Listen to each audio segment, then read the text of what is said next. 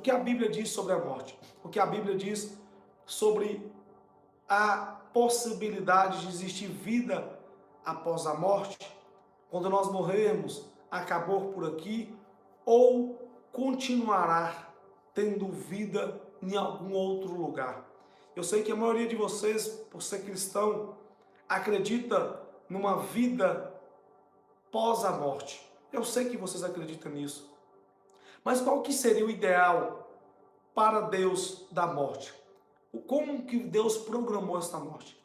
E hoje eu quero trabalhar com vocês o texto, que é um texto que para mim é um texto extraordinário, que se encontra no livro de Eclesiastes, no capítulo de número 12. Eclesiastes, capítulo de número 12.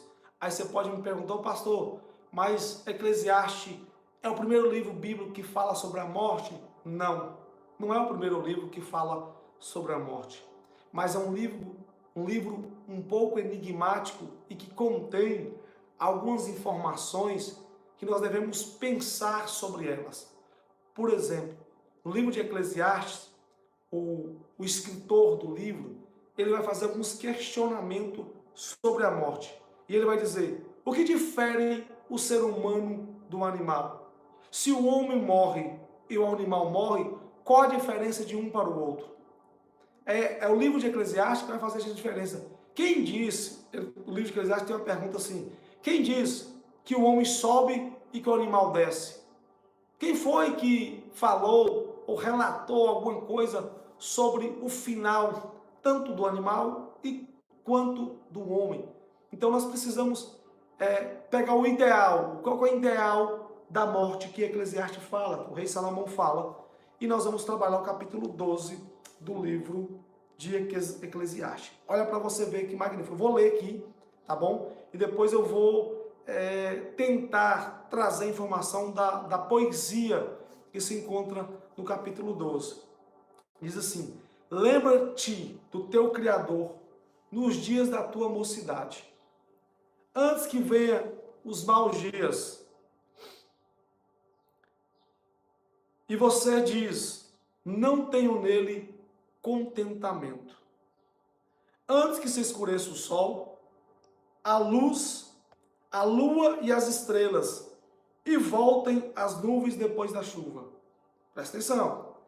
Quando tremerem os que guardam a casa, e se curvarem os homens fortes, e cessarem os moedores, por serem poucos, e se escurecerem os que olham através das janelas, e as duas portas da rua se fecharem por causa do fraco ruído do moinho, antes que o canto das aves se debilite e todas as filas do canto sejam abatidas. Quando houver temor da altura, estando no caminho, quando florescer a mandoeira e o gafanhoto for uma carga, e se perder o apetite, porque o homem seguirá para a sua morada eterna. Vou repetir. O homem seguirá para a sua morada eterna, e os pranteadores andarão ao redor pelas praças, antes que se rompa a cadeia de prata, e se quebre a taça de ouro, e o cântaro se quebre junto à fonte, e as rodas se despadecem junto ao poço.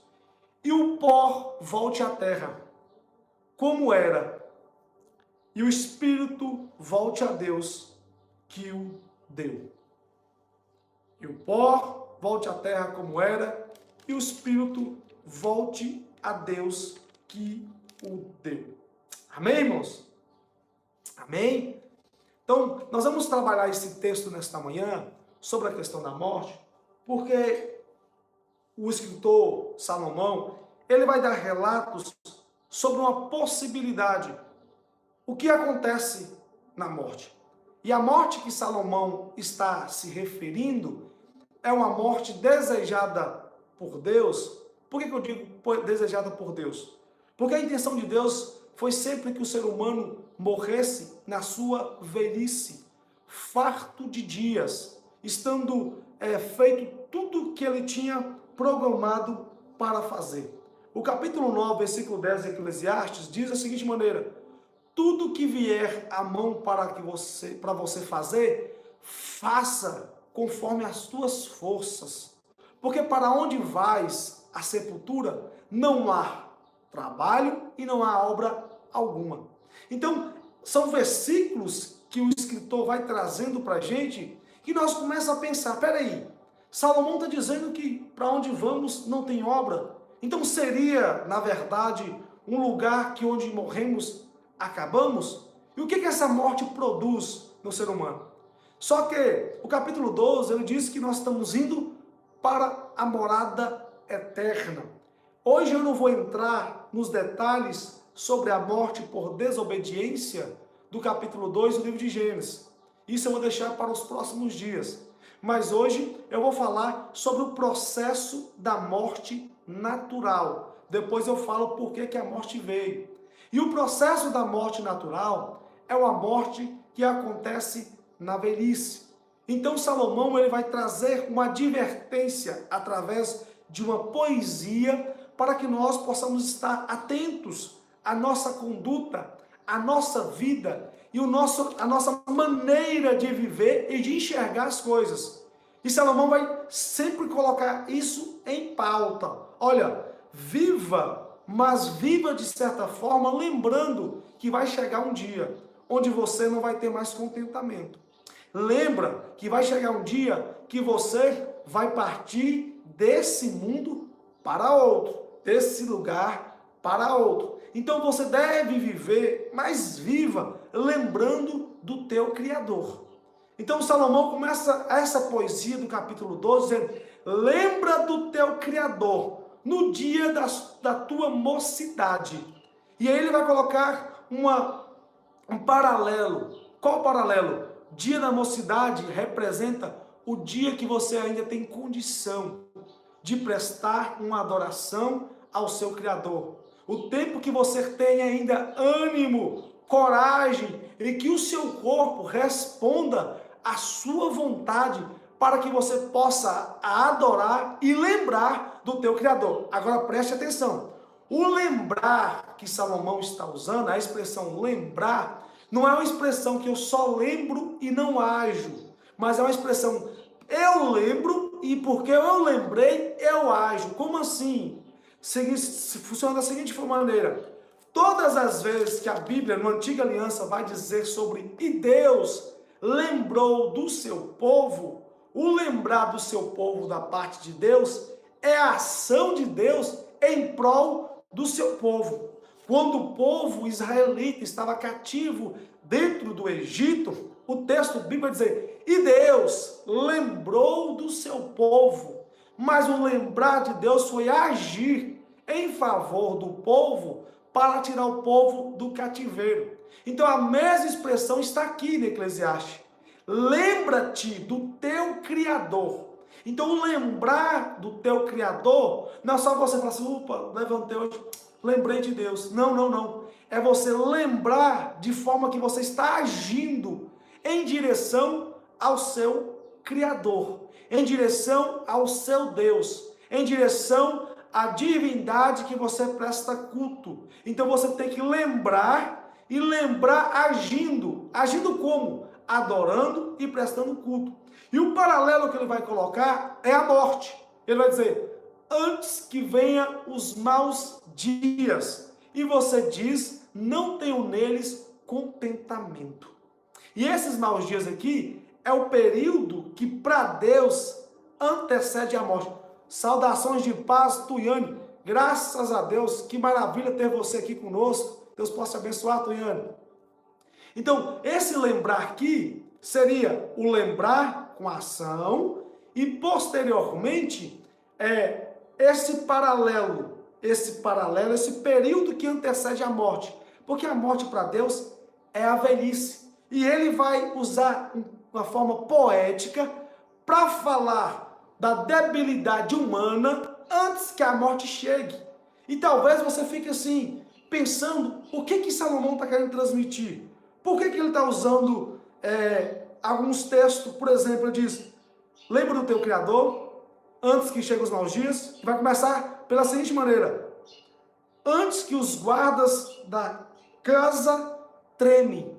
O que seriam os guardas da casa tremer? Por que ele está dizendo essa expressão? Quando tremer os guardas da casa. E os guardas da casa é simplesmente os braços e as mãos tremem na velhice com paralisia e fraqueza. Salomão, ele está vendo a debilidade humana na sua velhice. E Salomão está usando a expressão, olha, presta atenção, a velhice está próxima da morte.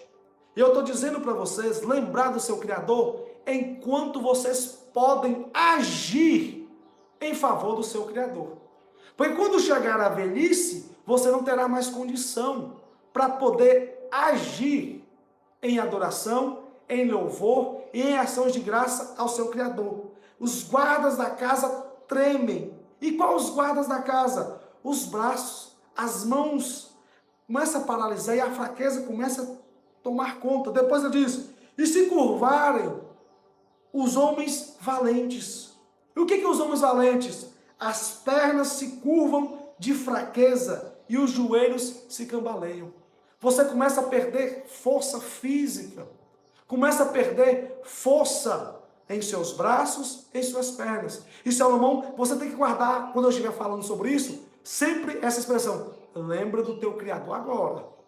Lembra de Deus agora. Porque agora você tem condição, agora você tem força, agora você tem toda a capacidade de lembrar do teu Criador. E lembrando que eu estou dizendo para você que o lembrar é agir em favor do seu Criador.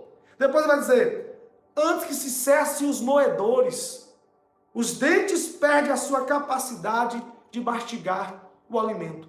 Perceba que Salomão está colocando em nós uma direção, o que antecede a morte, e por que ele está dizendo que a morte é na velhice? Vai dizer, e se escureçam os que olham pelas janelas. Os olhos começam a perder a visão, e as pupilas ficam dilatadas, mais limitadas. Velhice. As portas das ruas se fecham. Os lábios, portas oscilantes ou dobráveis, tal como as mandíbulas. As portas do seu rosto, que se representa em Jó também, fala a mesma coisa. Aí cai para dentro da boca por falta de dentes, então os lábios se afundam. Depois ele vai dizer, o som do moinho é diminuído. Na velhice, sem dentes, somente alimentos macios podem ser ingeridos, assim nenhum barulho é feito, pois nenhum pão rijo ou grão tostado é mastigado. O som de um pássaro o faz despertar. Um mínimo de ruído pela manhã é o suficiente para interromper um sono de uma pessoa na velhice. Se rebaixarem todas as filhas do canto, as qualidades, filhas que formam a capacidade de compor e apreciar a música, se diminui. Aí vai colocar o medo da altura e os terror no caminho. A velhice traz medo. A velhice diminui a capacidade de confiança. E o próximo que vai dizer é florescer amendoeira. Isso aqui é uma poesia para dizer sobre os cabelos vão embranquecendo. A cor do cabelo vai acabando. O gafanhoto se arrastar. É o passo vacilante do idoso. Não tem força nem para andar direito. E ele vai dizer, e alcançar, e alcaparrar foi inútil. É uma expressão que ele usa aqui para perder assim, o libido na parte sexual. Aí vai dizer que o homem vai para o seu lar. E eu não vou dar continuidade sobre isso aqui não, porque na próxima ele vai usar a expressão sobre a alma, o cântaro que se quebra, que se rompe. Tudo isso aqui é expressão para velhice. E ele vai dizer, e o pó volte à terra como era, e o espírito volte a Deus, quem o deu. O texto vai dizer que o espírito ele vai voltar a Deus, que foi Deus que deu o espírito, o fôlego de vida. E eu quero que você entenda que a concepção sobre morte da antiga aliança é um pouco diferente da nova aliança, do Novo Testamento.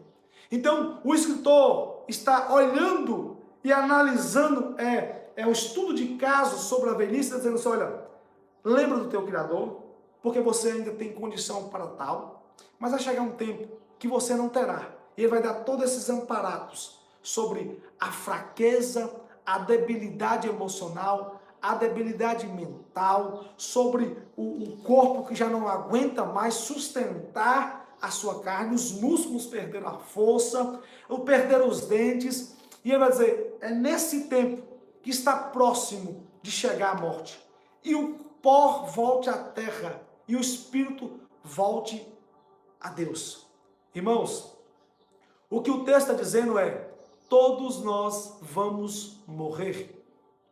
O problema é como que nós vamos morrer. E como e com quem nós estaremos quando nós morrermos. O texto que diz sobre para onde nós vamos, que é a sepultura, não a obra, não quer dizer que nós vamos passar daqui para outro lugar e nesse lugar não terá nada. O texto está dizendo o que tem que fazer, faça com toda a sua convicção e as suas forças, porque você ainda tem condição para fazer. Obras que se relata no texto de 9 e 10 são obras humanas, são coisas que nós temos que fazer aqui, na atualidade. Não é uma justificativa para dizer para nós que posteriormente à morte não tem vida. Mas é algo para você fazer. Por exemplo, o que você tem para fazer? Faça agora. E faça com tanta força, porque você ainda tem força para isso. Você ainda tem juventude, você ainda tem clareza mental, você ainda tem capacidade para agir. Mas não espere você chegar num tempo de debilidade, estar fraco, raquítico, porque você não vai conseguir agir.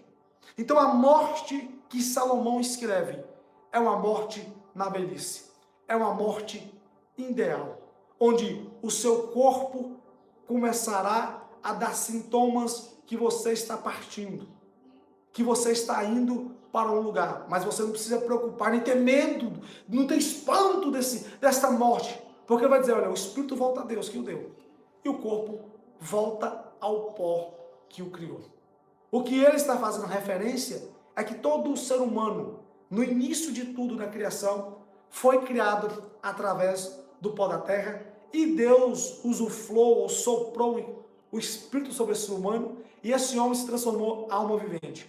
A outra coisa que eu quero dizer para você, no Antigo Testamento não há concepção de corpo, alma e espírito. No Antigo Testamento é algo holístico. O que é isso? Para o pessoal do Antigo Oriente Médio, no Antigo Testamento, não há divisão de corpo, alma e espírito, mas sim que um homem é uma alma vivente. Então a expressão sobre uma alma é uma alma vivente. Está entendendo aqui, meus irmãos? Então essa concepção que mudou, que o homem tem é um corpo, que tem uma alma e que tem um espírito, é uma concepção da nova aliança, do Novo Testamento. Por que eu estou dizendo isso para você? Porque no Antigo Testamento, tudo que você vai ver é, se o homem morreu, ele deixou a vida, o seu fôlego de vida acabou. Então a morte no Antigo Testamento é o cessar do respirar, o cessar de um fôlego de vida. Isso é a morte no Antigo Testamento. A pessoa deixou de viver ou deixou de respirar, ela simplesmente morreu. E como é que funcionava então essa morte no Antigo Testamento? Para os escritores do Antigo Testamento e para o Antigo Oriente Médio, a morte, quando ela ocasionava, esse ser humano, ele não ficava, a sua vida acabaria ali, por definição total, mas ele sobreviveria em outro espaço, em outro local, que é assunto que eu vou tratar amanhã, que é como o ser humano morre e o que acontecia, isso na visão do Antigo Testamento, porque a nossa visão é trabalhar toda a Bíblia sobre a morte, para chegar naqueles momentos mais graciosos para nós, que é a segurança que nós temos se nós morrermos. Então, Salomão, ele vai dar uma expectativa. Qual a expectativa? A morte ideal para Deus é a morte na velhice. Ô pastor, mas por que eu vejo tanta criança morrendo, tantas pessoas morrendo? Essa não é a morte ideal para Deus. Eu quero dizer para você que as pessoas dizem assim, ó, é porque chegou o tempo de fulano morrer. Todo mundo já ouviu falar isso aqui. A pessoa sofre um acidente, é porque Deus chamou, né? Chegou o tempo. Não, não, não, não. Você vai perceber que essas pessoas que morrem dessa forma, ela causou um certo tipo de imprudência. Porque a morte ideal é uma morte na velhice. É uma morte farta de dias.